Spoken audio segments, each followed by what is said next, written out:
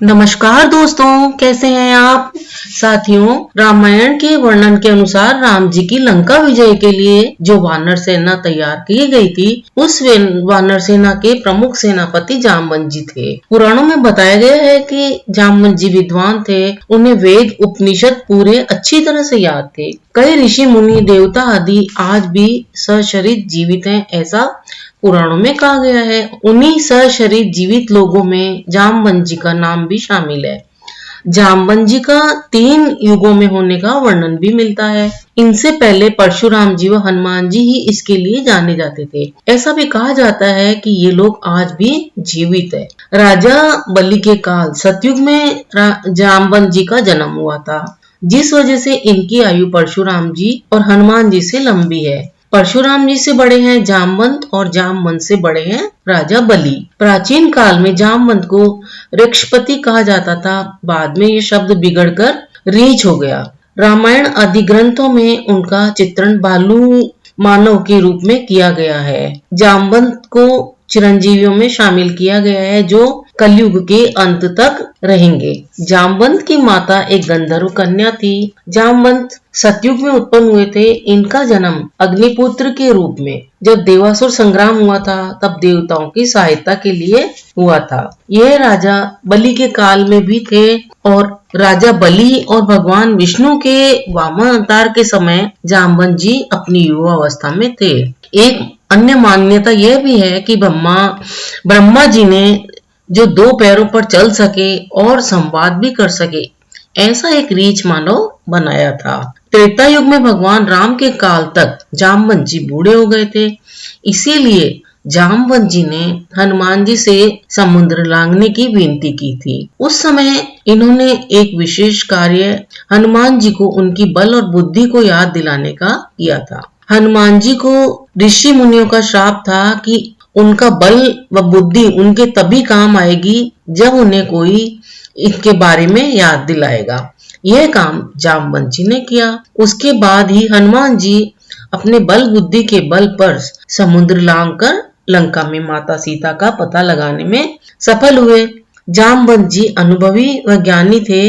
उन्होंने ही हनुमान जी को हिमालय से प्राप्त होने वाली दुर्लभ औषधियों के बारे में भी बताया था। उन्हीं औषधियों में से एक संजीवनी थी। राम व रावण के युद्ध में जामवंत जी राम सेना के सेनापति थे। ऐसा कहा जाता है कि जब युद्ध समाप्त हो गया तो उसके बाद जामवंत जी को अपने कुशल सेना नेतृत्व पर अहंकार हो गया था, जो किसी भी तरह से सही नहीं है। इसके कारण राम जी ने जामवंत को अपना अगला रूप धारण करने तक तपस्या करने का आदेश दिया।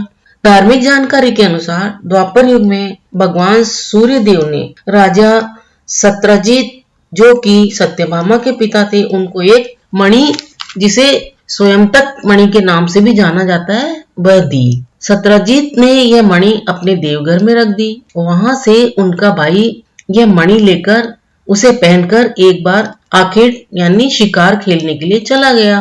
तो शिकार के दौरान उसकी और उसके घोड़े की मौत हो गई। जामवंत जी ने जब वह मणि देखी तो वह उस मणि को वहां से उठाकर ले गए और फिर अपनी गुफा में चले गए। गुफा में आकर जामवंत ने वह मणि अपने पुत्र को खिलौने के रूप में खेलने को दे दी। वहीं सत्यजीत ने श्री कृष्ण जी पर इस मणि की चोरी का आरोप लगा दिया।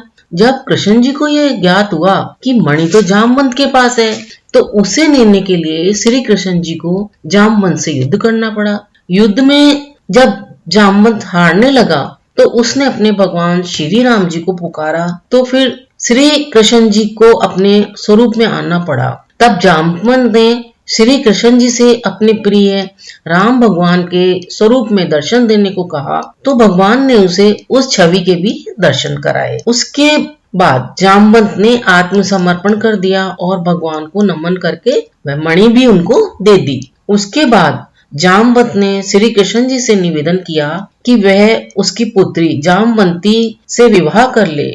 उसकी बात मानकर श्री कृष्ण भगवान ने जामवंती से विवाह कर लिया। कहा जाता है कि जामवंत ने मध्य प्रदेश के रतलाम जिले में जामथुन नाम की नगरी भी बसाई थी। शोध के दौरान यहाँ एक गुफा भी मिली है, जिसे जामवंत का निवास स्थान माना जाता है। यहाँ जामवंत जी हजारों वर्ष वर्षों तक रहे थे, ऐसा माना जाता है। विंध्याचल पहाड़ी पर पुराकाल से ही एक गणेश जामवंत की प्रतिमा स्थापित है, जिसके बारे में कहा जाता है कि जामवंत द्वारा स्थापित यह प्रतिमा प्रतिवर्ष एक तिल के बराबर बढ़ती जा रही है।